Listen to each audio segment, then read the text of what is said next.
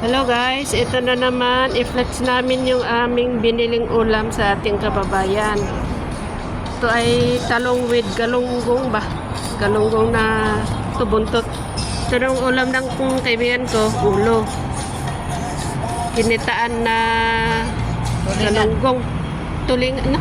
Tulingan. Ay, tulingan pala daw. Tapos ito, kanin. Rice is life. Yan, pareho din. Nakabili din sila.